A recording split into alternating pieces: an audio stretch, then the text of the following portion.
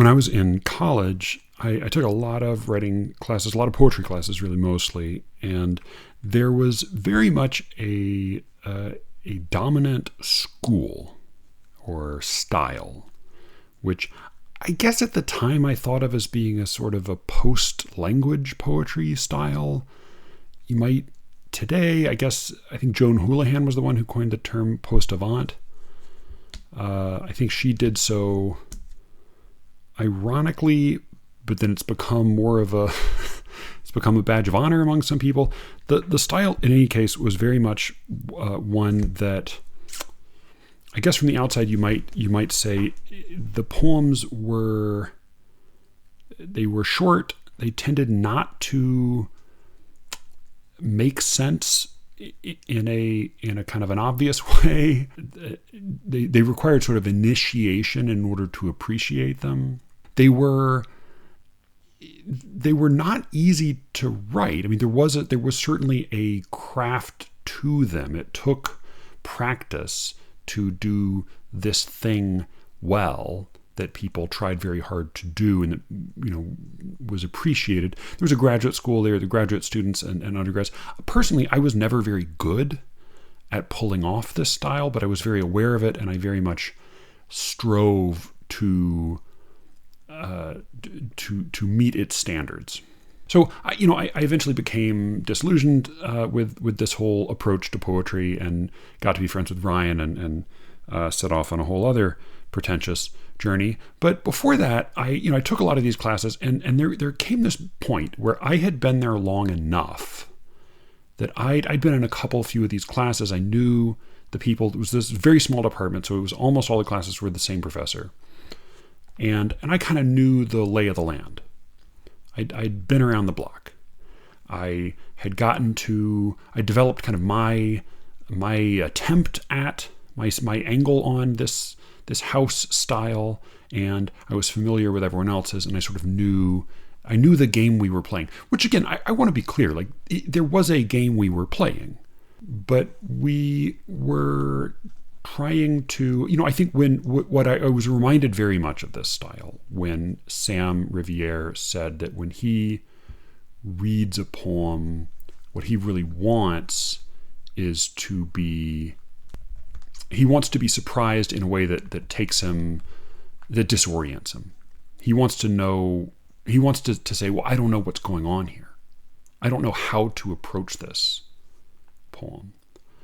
I don't personally have that desire as a reader, at least not in quite the same way, but it was very familiar to this style, this style at the college I went to, which again, for anyone who might not know, was a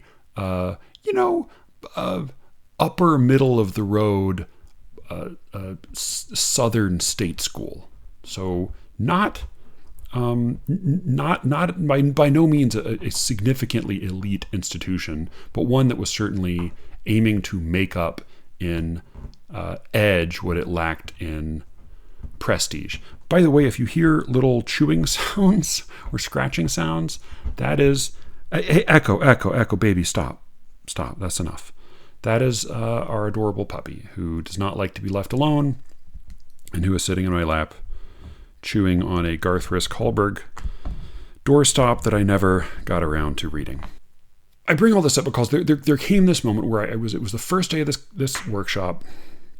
I went into class. I knew most of the other folks in the class, and I think we'd been asked to bring in a poem. It was either the first week or the second week, but it was early on in the semester. We had not read anyone's poems yet, and there was one new kid. There was a kid I had never seen around who hadn't been in any of these classes before, and I remember he passed out a poem of his, and then he left the room to go to the bathroom. It was sort of before class had properly started. He passed his poem out and he left the room to go to the bathroom. I remember this because I remember reading it with him not in the room, but with other classmates in the room who had been in classes with me before. That is, there was at least this brief moment when there were 3 or 4 of us in the room who had been in workshops with this particular professor at this school at this moment in time already, And we were reading a poem by this student who was new to that particular milieu. He had not been initiated in this specific attitude toward poetry. And I read the poem and I had a very specific and mixed response, because what I noticed immediately was that it was broken into tidy quatrains, that they were arranged in a regular meter. If memory serves, I think it was tetrameter, and that they rhymed. They rhymed crisply, consistently. I think ABAB, maybe ABXB. And, the first response I had was a smirk. I remember looking up at the other kids in the room that I knew from previous rounds of classes, and sort of recognizing along with them that here was somebody who didn't know the game. Here was somebody who didn't know what was up, while we, of course, did. I felt immediately some scorn, and as well as a sense of belonging, right? I was reminded of how much I did know. I was reminded of how inside the loop I was by this guy's outside the loopness, out of touchness. I think I gave a kind of a sigh, and whether I said anything or not, I exchanged a look with the others in the room that was a look of recognition, a look of understanding, a look of maybe exasperation at this person who was bringing to the room such an obviously tone-deaf, out-of-step submission. And there was this other feeling I had that was buried beneath that initial sense of scorn and superiority. And that was a feeling of fear. Now, it wasn't fear because, at first glance, this was a brilliant poem. I don't really remember it being particularly remarkable one way or the other. And what I do remember is that after a couple of weeks, this guy came to Jesus. He started writing in the same, certainly free verse, as well as being mostly, that was the other thing. In addition to being in rhyme and meter, this poem was written in very clear, recognizable English, grammatically consistent sentences that had a theme one to the next, and that stated, that made kind of assertions, that had something like an argument or an emotional claim.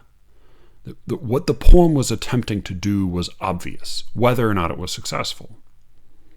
And that was part of what made its rhyme and its meter so embarrassing and so worthy of scorn. But as I said, there was this other fear underneath, and it was not fear that I was doing something false. Again, it's not quite fair to say that this semi-nonsensical style that we embraced was a fraud. It wasn't that I thought, I know I'm doing something wrong. I really thought this was good and real and serious art, and maybe it was. Not what I was writing, but maybe some of what other people were writing was real. But the fear I had was a fear and a kind of a recognition at this skill, at the presence of this demonstrated ability in this new kid's poem to make rhymes, to set out feet in regular meter, to versify. And there was a little fear, the same fear, I would have, kind of recognizing when somebody talked about the Divine Comedy, recognizing that I knew enough about it to talk about it, sort of intelligently, but of course, at the time, I hadn't read it. And I kind of tried to remind myself that, I don't really need to read it because I know enough about it. And I had a little bit of that fear, though maybe with a slightly sharper edge when it came to meter and rhyme. I thought, I don't need to do that. I don't want to do that. There's no purpose in doing that. That's not the done thing. Nobody wants that. I don't want that. I don't like that. But also, I can't do that. I haven't learned how. And that's really all it was. Again, it wasn't some profound existential crisis. But, the guy got with the program and he started writing free verse poems that didn't really make sense. There was a thing called the new sentence that for a while I thought I understood. The new sentence. I think this may have been a Charles Bernstein thing or a Ron Silliman thing. At some point, maybe I will try to get somebody on the podcast who's qualified to talk about what the new sentence is. I've looked it up and tried to understand it dozens of times. I've had teachers explain it to me. I still don't fucking know what the new sentence is. But there was this thing called the new sentence that was supposed to replace the old sentence. That is the sentence we're most familiar with that involves a subject, a predicate, and a period at the end. What's going on, Echo? Little dogs. All right, be still. Be still, baby. Be still. Ooh, startled me. But I bring this guy up, this poor bastard that we corrupted back in college. Because I thought of him, and I thought, of this mode, this style. I thought of this style again recently when I got a note from Cameron. And it was very smart, as usual. It was in response to my conversation with Alice about Ern Malley. I got this a few weeks ago. I've been thinking about it and chewing on it. And the other day I sent it to Alice to get her thoughts. And she, of course, was both more prompt and more frank and in good faith with herself in her response. So I'll read it. I won't read the whole thing. It's quite a long note from Cameron, but Cameron writes that the poem that Alice brought up, which is called Colloquy with John Keats, she brought it up in an episode a while back, and sort of we made fun of it as being a kind of a self-evidently silly poem. It's funny, but maybe funny unintentionally, and it's pretty ridiculous that people would read poems like this and think, well, this is a significant source of poetry. And Cameron wrote to say, the poem you read out, Colloquy with John Keats, is not his finest or his most serious poem. This is he being Ern Malley, who, of course, did not exist personally, but was the product of a collaboration between two other poets. But there are phrases in it, this is Cameron again, that I feel warrant more appreciation than you at first seem to give them. The emotions are not skilled workers is funny, shoving together matters of the heart type poetry with communist cliche. But I do think something original yet appropriate arises. The emotions, after all, are not skilled workers. They can sometimes blunder. For me, that phrase does entirely fit Yeats's idea of the intellectually surprising yet appropriate word. Though overall, it is, yes, one of the more fun poems of Malley and good to read as straight-up comedy. I don't think there are many phrases, many undercurrents of invention which do seem seriously astounding to me as good poetry. And then Cameron goes on to introduce another poem by Malley to say this is a much better poem and maybe one that's sort of fairer to call up as an example in a vacuum. This is Dürer, Innsbruck, 1495. Dürer, presumably being Albrecht Dürer, the engraver. So Dürer, Innsbruck, 1495. This is a short poem. Is it a sonnet? No, not quite a sonnet. 12 lines, I guess. And doesn't seem to have even a buried rhyme. No. All right, Dürer, Innsbruck, 1495. This is Ern Malley, the famous non-existent Australian poet. I had often, cowled in the slumberous heavy air, closed my inanimate lids to find it real, as I knew it would be.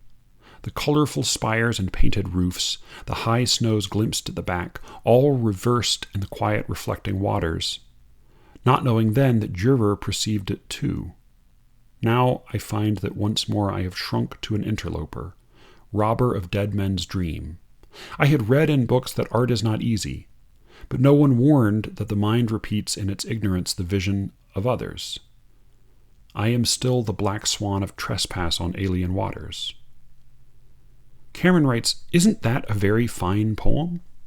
The beauty of it is that it can be read both ways, as a parody discussing the inherent repetitive nature of art with a subtle nod to the actual status of Mali as a parody, but also as a serious poem of artistic anxiety, where beautifully simple phrases I had read in books that art is not easy balanced perfectly with more complex poetic expressions, robber of dead men's dream, and that final line is fucking terrific. The final line being, I am still, line break, the black swan of trespass on alien waters.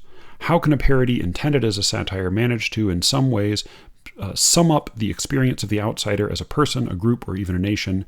It could be a description of Australia itself separated from the center of European culture and privilege, or it could be a description of Mali as a suffering individual. And Cameron goes on and makes, I think, a pretty strong and persuasive case for this poem, and maybe for Mali in general.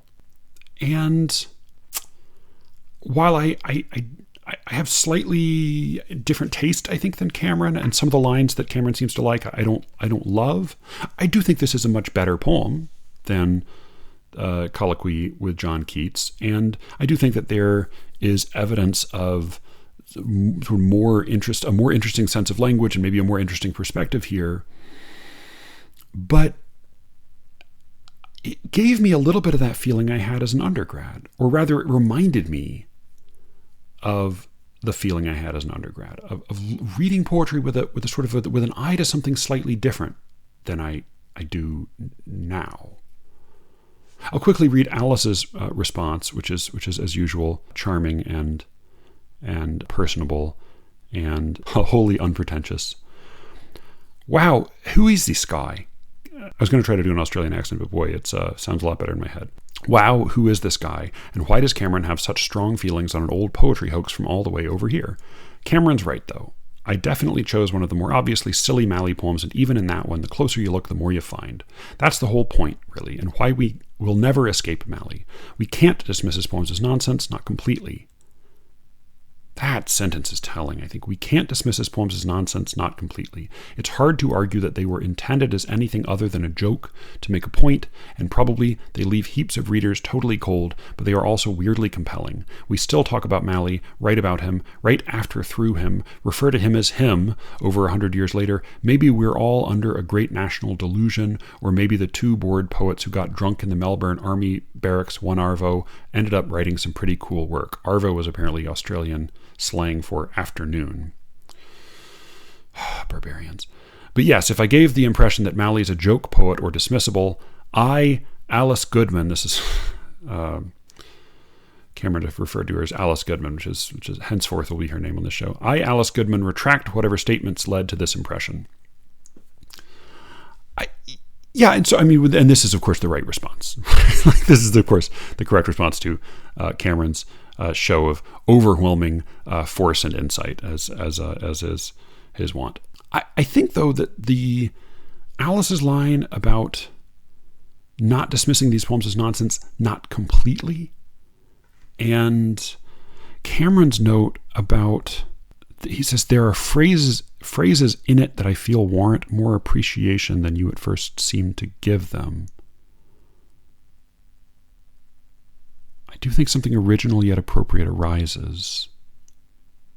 And then somehow in the smoke of his creation, some dormant, untapped vein of greatness came flashing out from his two creators, which is a lovely, sort of mixed, but still I think quite effective metaphor for creativity. I think it quite really does get at something, which seems really right.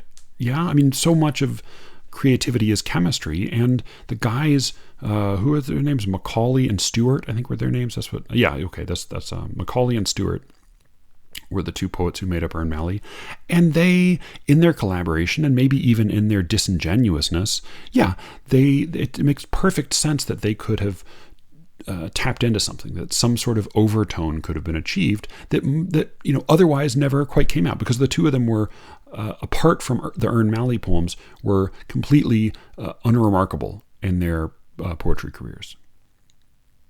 But something came out. All of that sounds true to me, sounds right to me.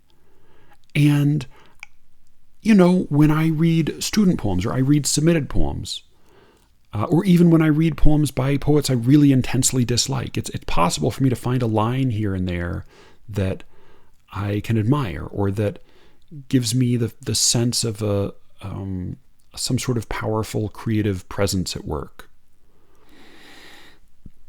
It's just that I think where Cameron and maybe Alice and maybe my college self and probably William Logan and lots of other smarter, better, more refined readers detect gold, I guess I detect spare parts.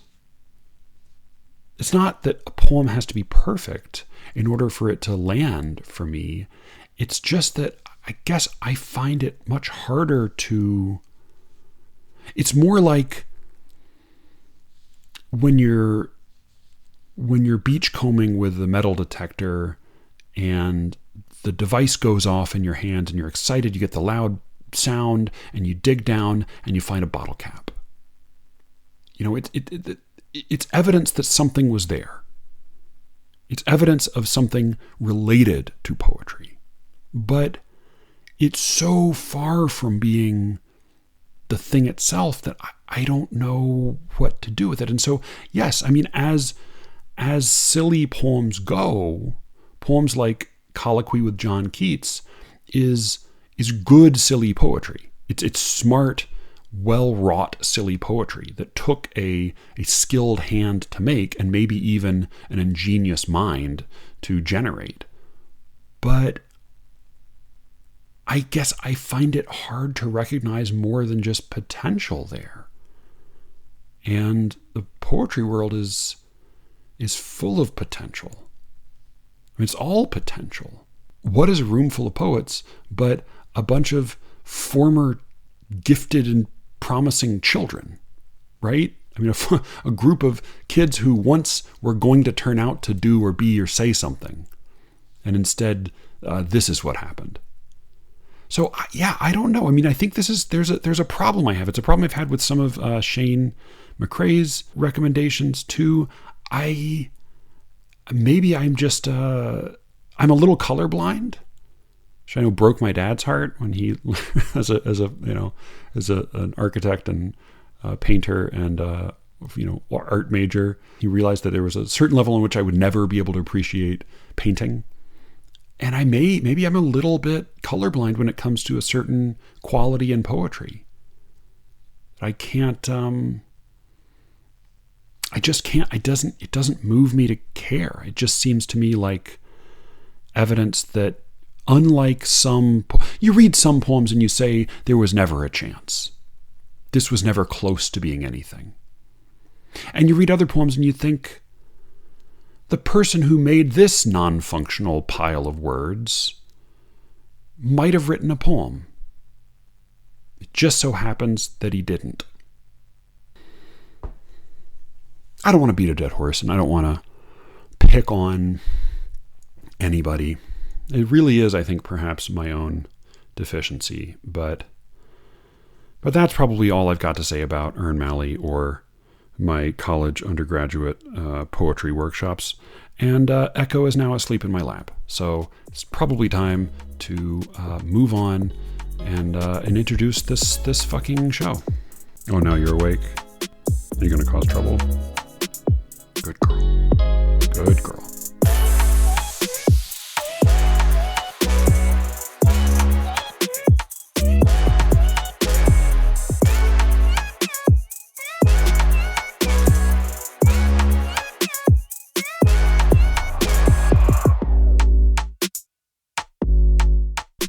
I'm Matthew Buckley Smith, and you're listening to Slee Rickets. This is going to be kind of a short episode this week. First, I wanted to say I got some really wonderful responses to my interview with Austin Allen. I may get to some more of those later, but I just wanted to start by mentioning the note I got back from Austin himself. It's very, very, very nice note. He wanted to offer a couple of slight corrections. He wanted to, he gave the precise versions of some quotes that he gave from memory. He said, I noticed I slightly mangled a couple of things I quoted. The actual Kenneth Burke line is, One cannot advocate art as a cure for toothache without disclosing the superiority of dentistry, which is pretty damn close to what I remember him saying. But at any rate, he then goes on to say the actual Adrian Rich quote from What Is Found There, which I guess is a nod to the Williams line that he also quoted in that episode. The actual Adrian Rich quote is, "In a history of spiritual rupture, a social compact built on fantasy and collective secrets, poetry becomes more necessary than ever. It keeps the underground aquifers flowing. It is the liquid voice that can wear through stone." So that was from Austin, and I have a couple of other notes that were sort of pleasantly argumentative notes I may get to a little bit later. First, though, so the other day, Joanna and I were taking Echo to the vet, and she's putting her coat on. She reached in her pocket and she pulled out 2 little cartoon-covered children's breathing masks, and she uttered this sort of mind-blowing sentence. She said, with an inflection of surprise, she said, "2 masks I have," and it immediately, it just like lodged like an arrow in my brain, and it sent me to a line that I could not for the life of me place. The line was, "2 loves I have," and then I pieced together, it was 2 loves I have of something and despair, and I couldn't figure out what the missing word was. I couldn't figure out where the fuck it came from. 2 loves I have of and despair. Of course, it would have been much better. It would have been a better anecdote if she had said 2 gloves I have, but such is life. By the way, when I finding a couple of children's masks in your coat pocket as a parent is totally normal. I mean, the only difference is that when I find a forgotten object, a child paraphernalia in my pocket, it tends to be a half-eaten string cheese stick. So she came out all right. Anyway, I had this line in my head, and then I finally figured out what it was when I found the sonnet in the news.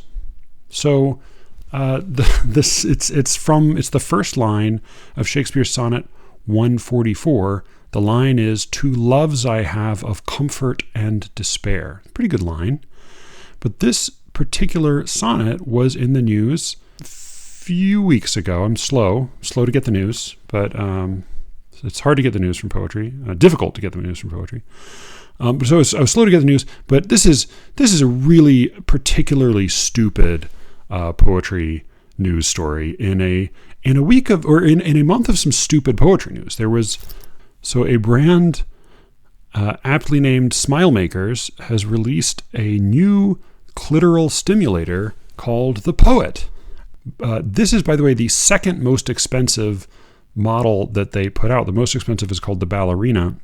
What seems to distinguish the Poet as a vibrator is that it blows hot air through a sequence of interchangeable rubber mouths, which seems, maybe not totally inappropriate to its name. I have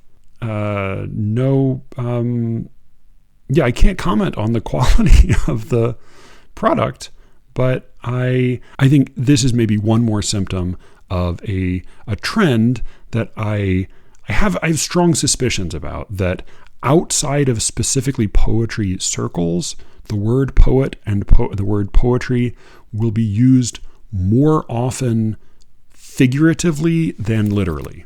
Though, of course, I wish everyone who makes use of the poet thorough satisfaction. There's one other, I guess not dumb poetry news story, but sort of slightly frustrating poetry news story. So Maya Angelou is going to be the first Black woman to appear on a U.S. quarter. That's how the news was presented. I know Harriet Tubman is slated to appear on the new $20 bill, which is a pretty good improvement over the author of The Trail of Tears, among other things.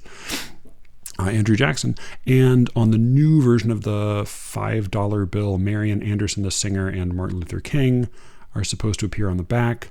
I believe I read somewhere that Duke Ellington is on a coin somewhere for some state or in some circumstances. But Maya Angelou is the first Black woman to appear on a quarter, maybe on a coin. Well, no, I think there may be another.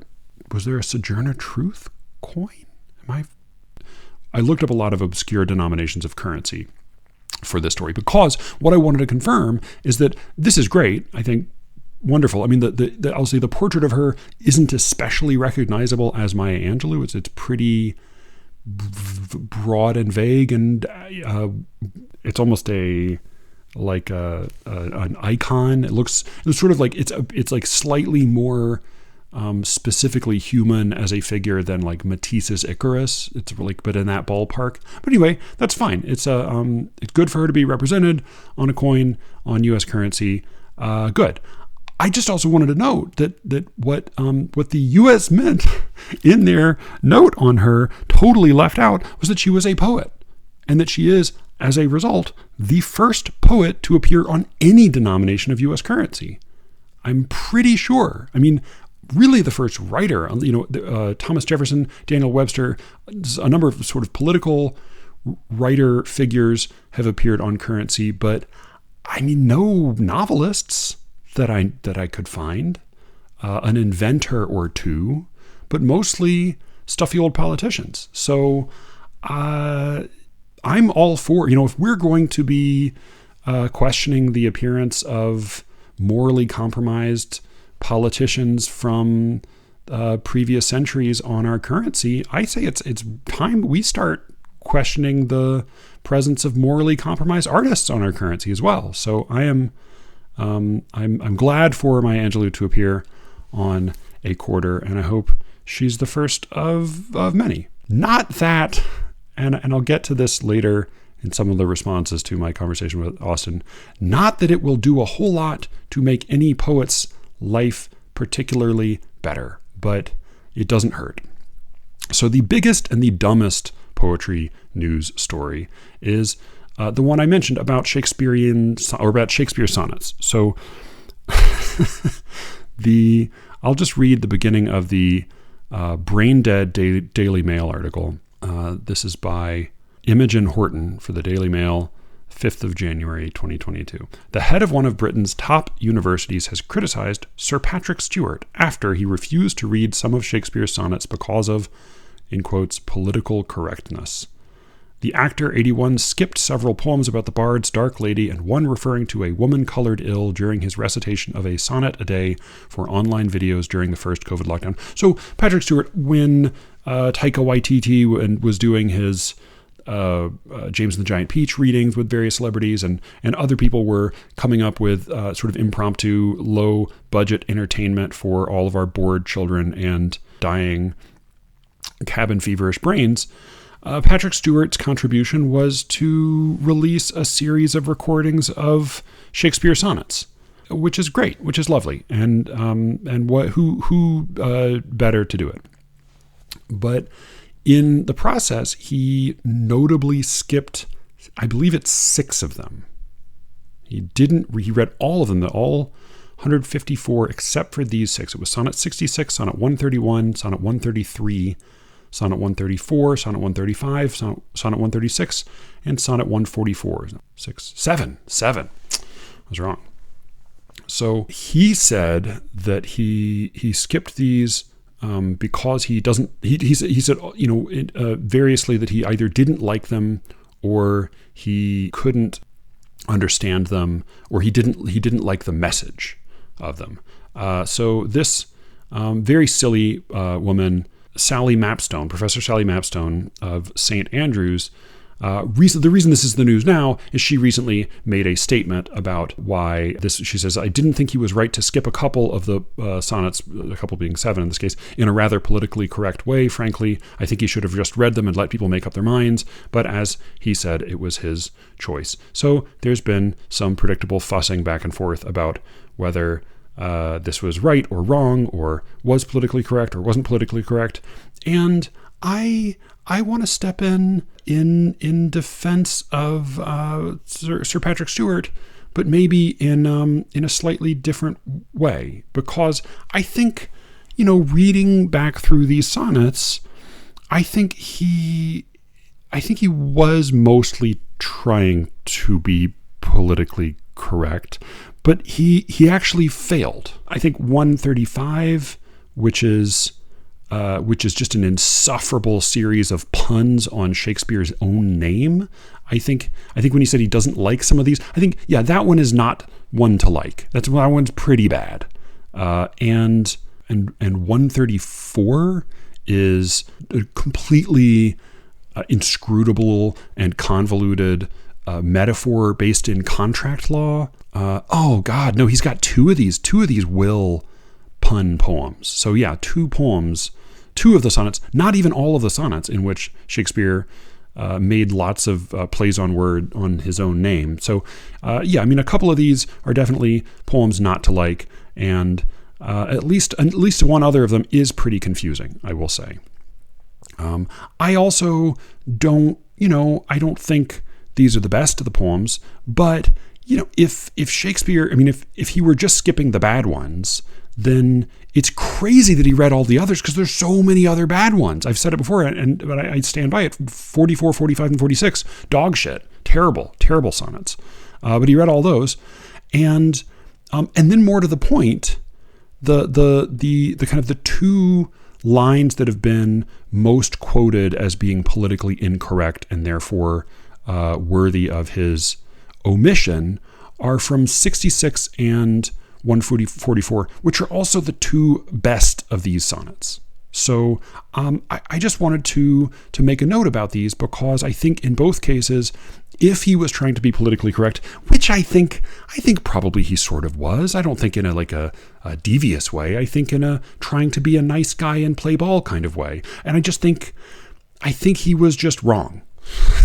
So in 66, the line that is quoted as being unfeminist or not suitable for a contemporary audience is the line, maiden virtue rudely strumpeted, which sounds like something one would not want to say now, but if you read the actual fucking poem, it's ridiculous to object to the presence of these words in this poem, because what Shakespeare is saying is presumably what any one of us today would say about this situation. He says, "Tired with all these, for restful death I cry, as to behold desert a beggar born.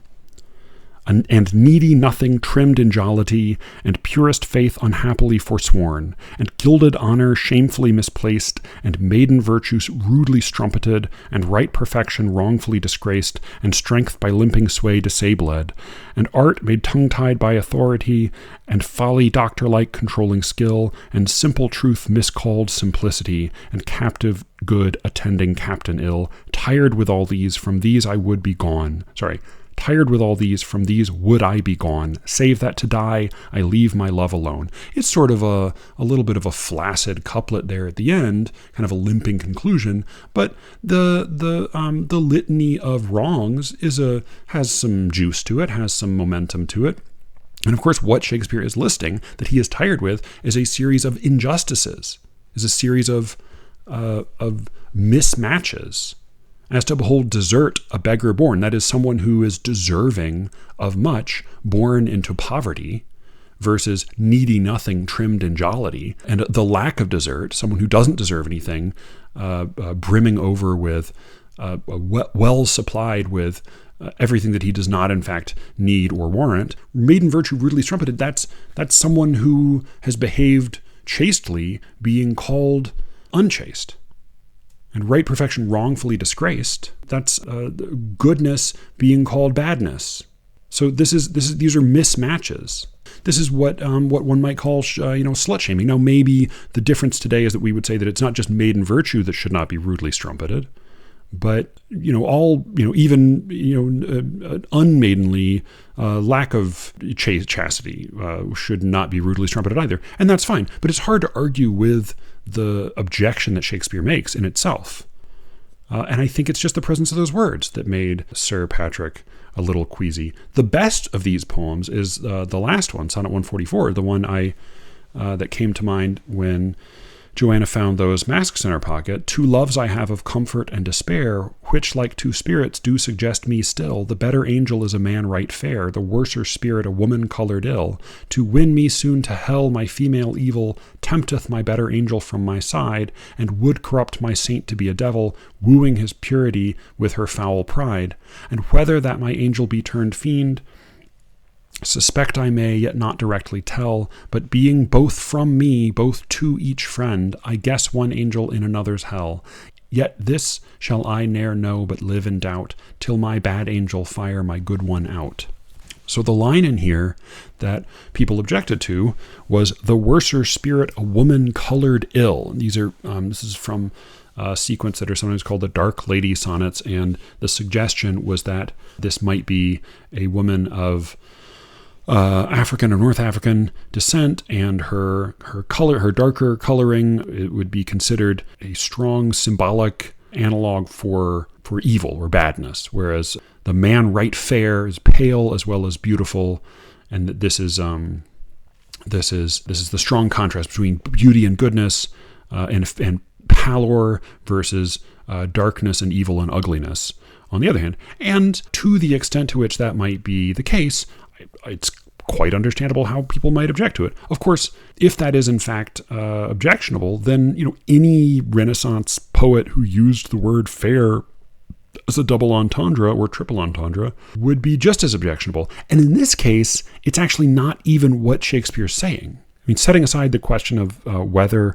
the woman was or wasn't of of North African descent, or was simply a European brunette. Setting that question aside, this same woman from this same sequence, he in fact praises as being very beautiful.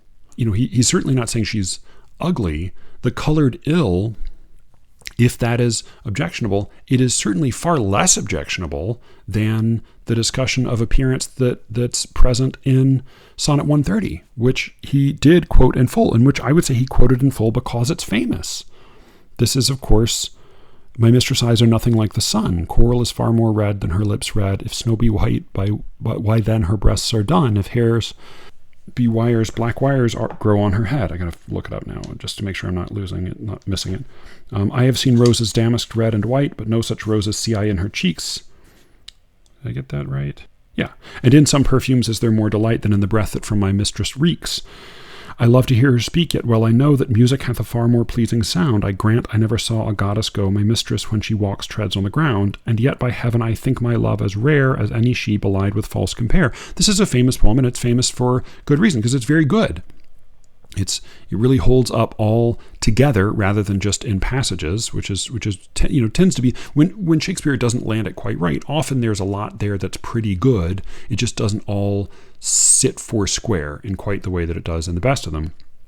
But in this poem, I think of this poem as being fairly innocent because he's ultimately praising his mistress after seeming to insult her. But the way he insults her for at least the first 6 lines is by insulting her coloring. He doesn't even say she's ugly. He just says she's dark. My mistress' eyes are nothing like the sun. Coral is far more red than her lips red. Her lips are not red. If snow be white, why then her breasts are dun. Her skin is a dusky light brown color. If hairs be wires, black wires grow on her head.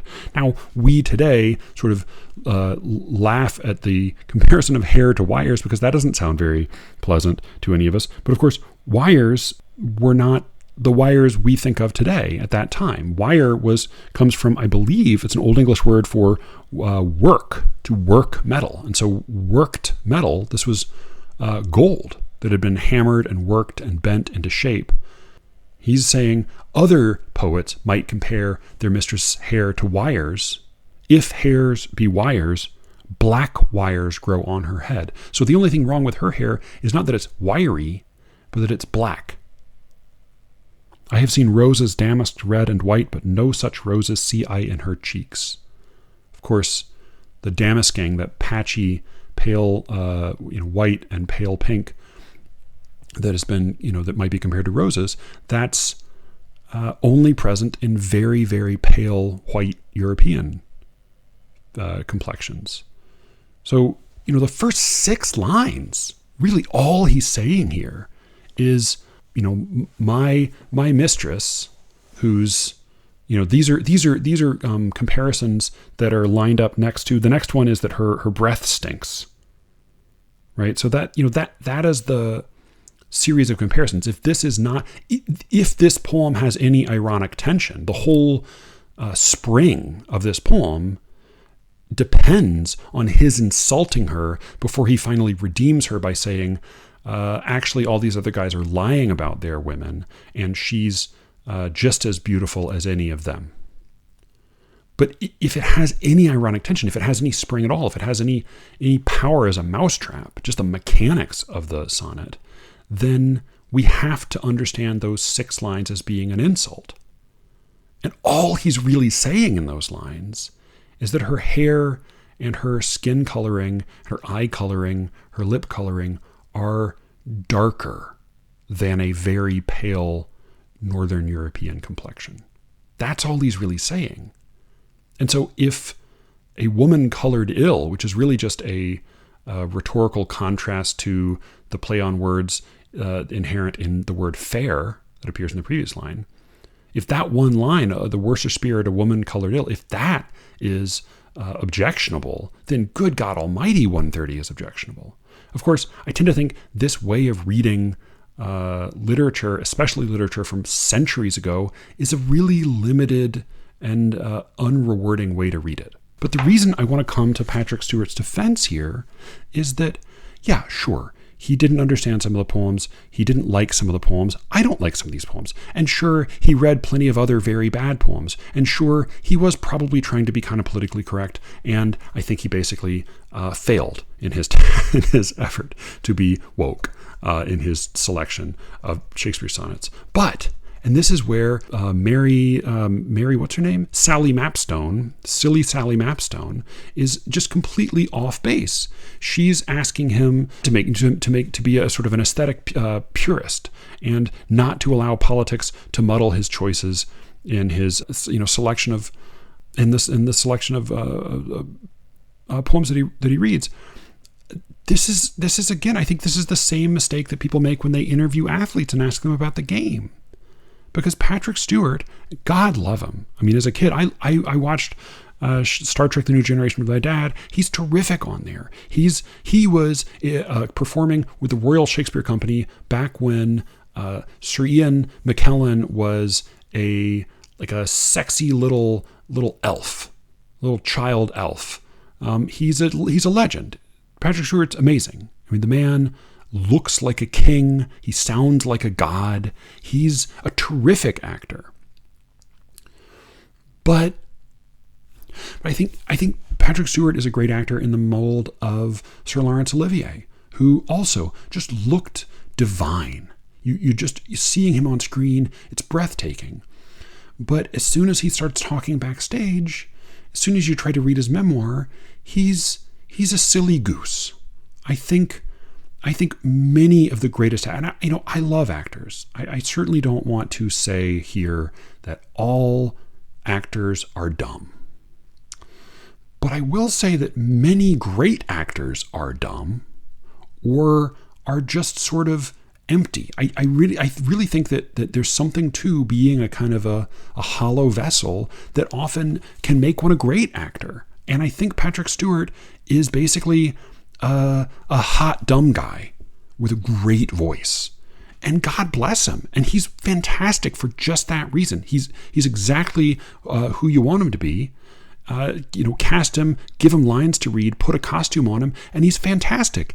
And I think like a top level athlete, I don't really want to hear his opinion. That's okay if he gives it. I just think it's unfair to take it seriously.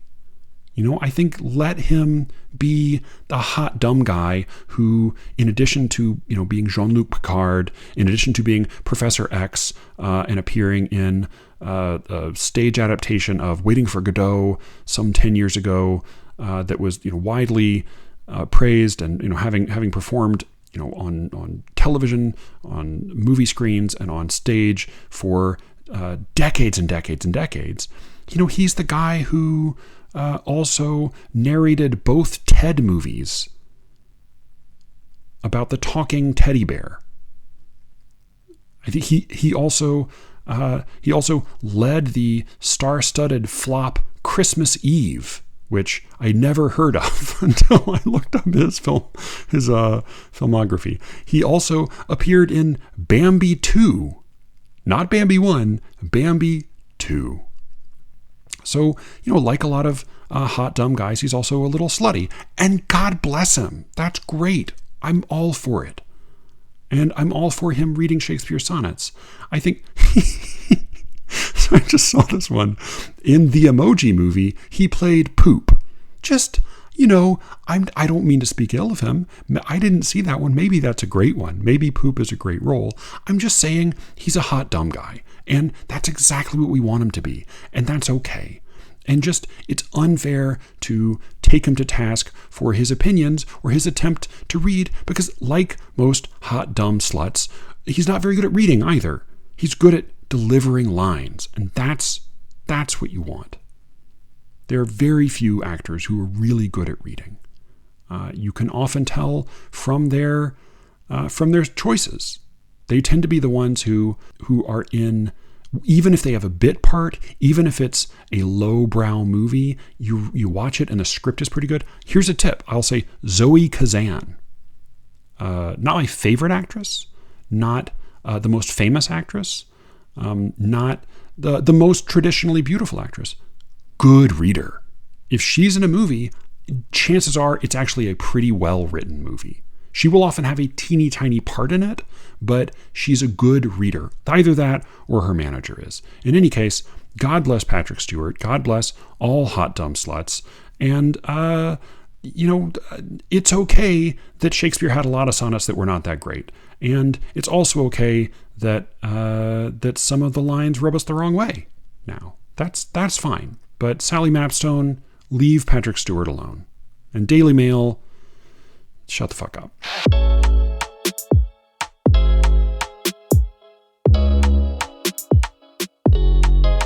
All right, so I did want to talk about a couple of other emails I got in response to Austin's appearance and various things I said on that and on some previous podcasts. So I got a short one from Jonathan Farmer and a long one I got a lot of really nice ones, and thank you to everybody who wrote.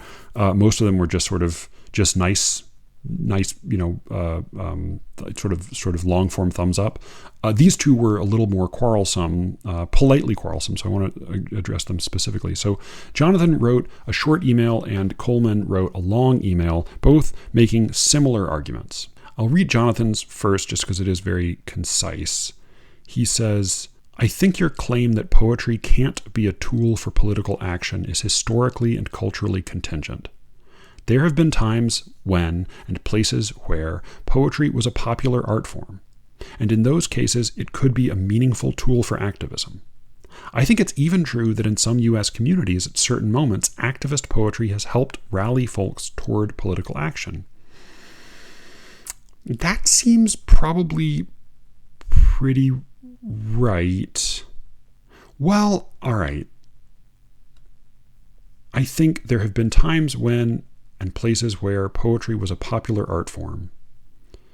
Yes. Of course, definitely. No question there. And in those cases, it could be a meaningful tool for activism. I want to dog-ear that claim because there's another aspect to it that I think is worth addressing. I think it's even true that in some U.S. communities at certain moments, activist poetry has helped rally folks toward political action. Maybe, though maybe not in the way Jonathan intends. So then I got a really long, really quite long email from Coleman, which is really eloquent and wonderfully thought through, and makes me think that Coleman is probably a pretty good giver of sermons. I don't know what you call it for Protestant ministers, or I don't know if he's a priest or a minister or a pastor or what, but whatever they give when they talk up at the front of the church. For Catholics, it's a homily. But Coleman has kids, so he's not a celibate priest. Well, anyway, if he gives sermons, they're probably pretty fucking good based on this letter in particular. He's always has good emails, but this one's really, really strong. Maybe I'll find, if it's okay with him, maybe I'll find a way to share the text of this, because it's worth reading. I'm just not going to read the whole thing on mic. But here, I'll read a little excerpt from it, because he says so many really smart things. He says, "I'm almost as cynical as you about the ability of page poetry to make any difference in the world whatsoever, because no one reads it. And as you've mentioned, when poetry sets out to challenge and disrupt, it rarely does, because the audience that the poet wants to disrupt definitely doesn't care what the poet says. Disruptive poetry might strengthen the passion of people already in the movement, but it's a terrible way to try to appeal to people outside the movement." And I think he's totally right there. I just think that maybe he puts disruptive in safety quotes. Maybe movement should also be in safety quotes, because I don't know.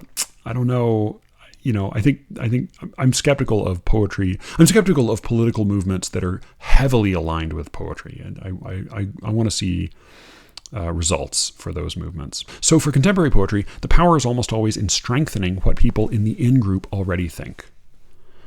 All right, so he goes on to say, however, but it does do this. That is, poetry does strengthen what people in the in-group already think.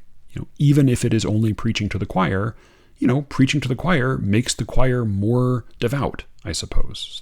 Preaching to the choir is not the same as preaching to nobody. It does do this, and some of the poetry that does it most successfully is insta poetry. I don't like most of the insta poetry I've read, but I don't think the people who claim to like it are lying to themselves or to anyone else. I agree. I think that's true. I think that there's little prestige to gain in pretending to like insta poetry. I think people who say they like it generally do. And judging by book sales, they seem to like it even when it's divorced from the context of social media. Maybe buying it is part of the experience of being immersed in the social media feed. I don't know. I'm not totally sold. I think that's a reasonable inference, but I don't think it's a rock solid one. He quotes some Rupi Kaur poems in a very generous and thoughtful way. People value insta poetry for its resonance with their own experience. What I think these poems are doing is functioning as scripture, sermon, and hymn simultaneously for a sort of secular religion that has no sacred text but is embraced by millions of Americans. A commitment to self-care, independence, feminism, emotional vulnerability, etc. For what they are, the poems are very effective. And that comparison to scripture does make some sense, because I think, of course, of the various recitations that occur in church, or in mass at least. They're things that people would say over and over again, sometimes the same lines every week. Lamb of God, you take away the sins of the world, have mercy on us, and so forth. As well as the prayers, of course, one repeats verbatim week after week. And then there are certain lines from scripture that are read out and repeated that may not be exactly the same week to week, but are very familiar, right? They're very, very seldom in church, or in mass at least, is there a reading from a sacred text that is a surprise to anyone, right? Sometimes the interpretation will be a surprise. Sometimes the juxtaposition will be a surprise. Sometimes there are lines people forgot about, but mostly people sort of know what's coming. And yet repeating these lines to a congregation is not doing nothing. It is reinforcing something. It is strengthening something. I acknowledge that, and I think while insta poetry might make for kind of thin soup as religions go, I don't think that's nothing. And I also will say, I have, little as I like insta poetry, I have more respect for that as activist poetry, so to speak, than I do for politically aggressive page poetry. There was in some essay or review I wrote a while ago, I cited this really moving little video that showed up online during Occupy Wall Street, and it was a video, little handheld video somebody took of Jeff Mangum, the reclusive lead singer and really sort of genius behind the Neutral Milk Hotel, and in particular their one really beloved enormous album, In the Airplane Over the Sea. He just showed up at Occupy Wall Street one week. People were camped out. They were pretty physically miserable for a lot of that time. They were just sort of having to grin and bear it and stick it out to try to make some difference. Granted, maybe they didn't make a difference, though I'm not sure that's totally the case. Even if in the immediate short term they were driven out of the park. But he showed up with a guitar and just took requests. Just played songs. These being a bunch of 20-something hipsters at the time. And he was exactly who they wanted to hear from, right? He was a huge hit. He showed up and he just took requests. The songs he played were not political songs. They were weird, sort of Christian, sort of incestuous, Anne Frank obsessed, mournful love ballads and surreal, panoramas. But they sounded great, and they brought people good cheer. They kept people company. They made it a little bit easier to stick it out a little bit longer in the big occupation, in the protest. And in that sense, they were really effective political songs. So when art brings comfort to people in this way, and I think that's some of what Coleman's talking about, some of what Jonathan's talking about, I totally believe that is a meaningful use of art as a political tool. And beyond that, I also agree, absolutely, there are books, there are poems people read that change something for them. They read a line, read an image, find an image, read a story, discover a character, and it sticks, and it turns some lever in the heart, right? Can art change people in this way? Absolutely. Without question. Can some of those changes have political consequences? Of course. But, my really strong, I think, two-part objection to self-consciously political art is this, and particularly poetry, because, that's what I know best, but particularly poetry, particularly literature, but art in general, I would say, objection one, even if art can keep people company, can soothe and reinforce the choir, can even inspire some change, it very, very seldom does so as the result of the author's planning. That is, if you want to play some hits to keep the kids warm, that's great, but that's not the song itself, right? The reason the song works that way is that people already like it, they already connect with it, not because the song says, fuck Wall Street, eat the rich, but because the song says some bizarro shit about a piano on fire. Poems that are written with the express purpose of converting people or of rallying people, of moving people to action, tend not to work. I can't think of a time I've read a poem and thought, well, I know that the author wants me to be moved in this direction. And it also moved me in that direction. I can't think of it. And I read a lot of fucking poetry.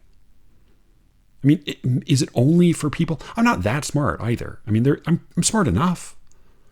But among people who really devote their lives to poetry, I'm somewhere in the middle. So if it only works on really dumb people, I don't know. I'm not sure that's all that effective. I also don't think it, I think it's hard even to write a propagandistic children's book, right? It's hard to write children's books all have lessons. not many of them have strong effects. I mean, Daniel Tiger, Brian makes a strong case for Daniel Tiger in a conversation I'm going to release, but that's a different story, I guess. But I think the second objection I have is that let's even allowing that you could write a message into your poem and you could teach that message to your reader. I think in doing that, you actually give up the better thing that poetry can do. Or rather, you give up the thing that poetry can do that an essay can't do, that a political speech can't do. Right? If you know ahead of time what your poem means, and if you're going to propagandize, right? If you're going to instruct people, you better know what it means. What you're saying when you teach a lesson in a poem is you're saying, I know something that you don't know, and I want to teach it to you. Let's assume you can do that in a poem, which I think is a very doubtful assumption. If you choose to do that, then you are giving up the other thing you can do in a poem, which is discover something at the same time as your reader, which is write a poem that does not totally add up to a simple message, but maybe has something else to it that is perhaps worth reading more than once. That's, I think that's really my objection. I read poems that are clearly meant to teach a lesson, and I think you failed. And then if I hear poets who are good poets say, I want to write poetry that makes a difference, I want to write poetry that moves people to political action, what I want to say to them is, even if you could do that, please don't. Because I want to read your good poems. I want to read your best poems. And if a poem of yours is really going to move people, it's probably not going to be in a way that you foresaw. It's probably going to be the same reason that most people are moved by most things, which is unpredictable. And if you're going to try to move people, if you're going to try to get people to take up a political cause, then why not just do that? There are essays, there are speeches, there are op-eds, right? There are fucking podcasts. If you have an agenda, if you want to affect people, then why not tell them that? Why fuck up poetry along the way? I guess that's sort of my objection. Now, there is another question that Coleman talks a little bit about and that came up. Jonathan interviewed me recently for this publication called On the Seawall. He interviewed me for that, and in our conversation, we talked a little bit about this problem. I do have I am really uncertain about this. And something Coleman brings up a little bit. He says at the very end of his note, he says, you've speculated about why religious folks like your podcast. I think it's partly because you clearly have a sense of how religion functions in society and how art and religion intersect in a way that people who were raised in secular backgrounds often do not. That's part of it for me anyway. Mostly, though, I like it because it's a heck of a lot of fun to listen to. And I'm glad to hear that. Glad to hear all of that, because that's the goal. Even if this has been an annoying and hectoring episode, I do wonder about a sort of an ontological split, because when I read religious poetry, very often, not always, but very often, I find myself impressed by the craft, impressed by some of the images and observations, but then I often feel let down when the sort of the curtain of the poem is pulled back, when the trap is sprung, and the result is God. The result is at the end of the death of Ivan Illich, but everything's okay because Jesus will save us. I find that disappointing.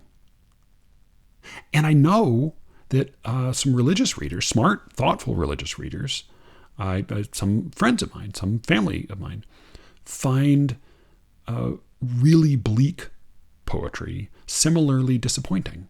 They find it to be sentimental or self-indulgent, to say, oh, well, there's really no hope. There's really just emptiness out there. Whereas I find those poems often comforting because I know they're not trying to pull anything over on me. So I don't know. I think there's a real problem there. I don't have a solution to it, but it's something I want to think about some more. And in the meantime, I got the new issue of 32 Poems. I actually got back-to-back the new Sewanee Review and the new 32 Poems. I should say, I know the editors of both of them, or at least the poetry editor. I know David Clark, as well as Michael Shoemaker, I think, who's now doing 32 Poems. I know Michael Shoemaker hated my review of his book, but no hard feelings on this end. Michael, I have lots of respect for you as a poet and an editor. And I know Eric Smith, who's the poetry editor of the Sewanee Review. Both of these are fine magazines. I'll just say, Eric, if you're wondering why I haven't found as many poems in the Sewanee Review as I have in 32 Poems, it's got to be because 32 Poems contains 32 poems. And in the span of, let's just double check this. 32 Poems contains 32 poems in the span of 38 pages, all told, whereas the Sewanee Review, in an issue that is 190 plus pages, Sewanee Review contains 4 poems. So I know that's not, you're probably not budgeting pages for poems, but I'll just say, maybe if you published more poems, I would find more poems in there.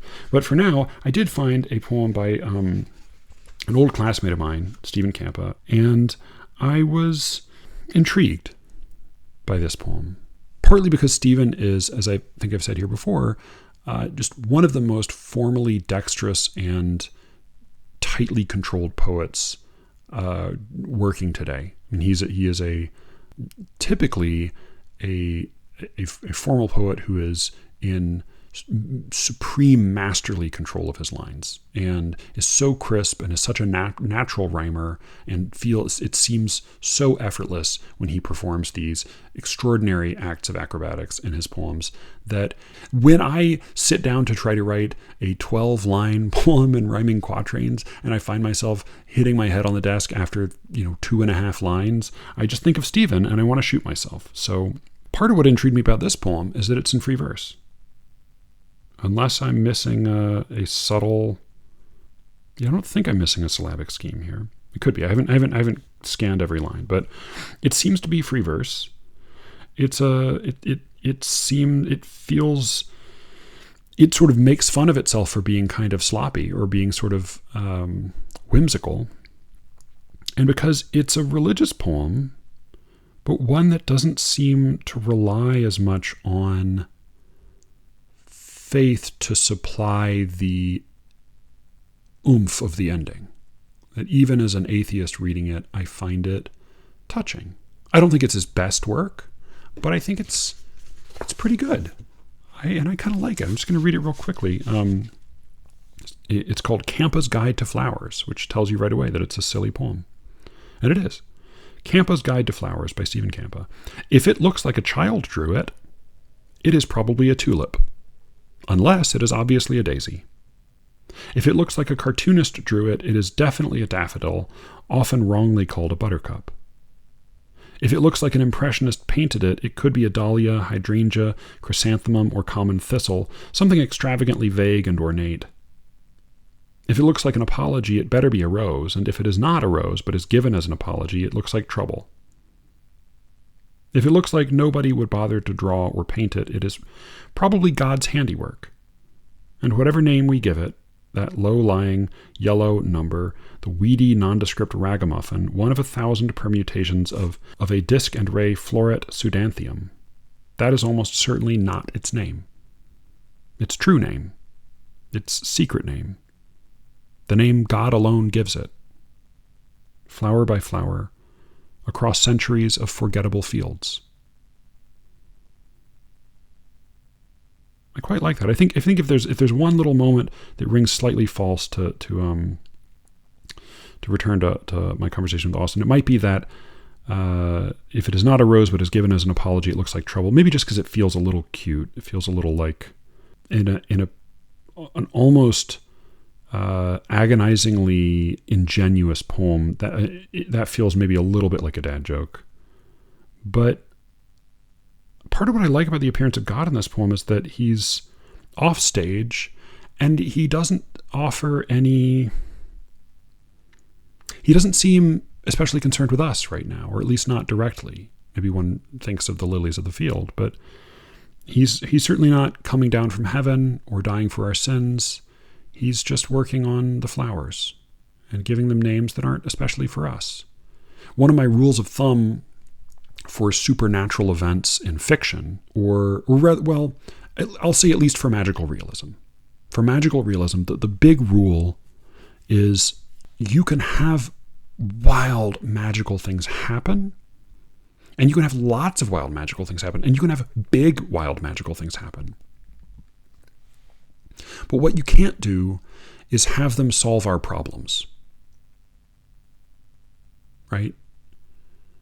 They don't always have to make things worse, but they can't make everything better. Why? Because that's not how we experience it, right? And for those of us who do, have our problems solved magically, well, maybe we don't need the poems as much. We don't need the stories as much. But in any case, God doesn't solve any of our problems here, but he does provide some extraordinary scenery. Whatever name we give it, that low-lying yellow number, the weedy nondescript ragamuffin, one of 1,000 permutations of a disc and ray floret pseudanthium, that is almost certainly not its name, its true name, its secret name. The name God alone gives it alone, flower by flower, across centuries of forgettable fields. Is that a typo, I wonder? The name God alone gives it alone. I think that might be an error. Anyway, not a perfect poem, but one I'm glad I read. I enjoyed it. There are a few others I dog-eared in this issue. Maybe I'll come back to. And I read the ones in Swanee too, Eric, and I liked them okay. But print more poems, Swanee Review. So I think I'll call it there. Do check out the mostly Matthew-free Twitter account at Slee Ricketts on Twitter. Thank you all for listening. And with any luck, I will be speaking to you again very soon. Until then.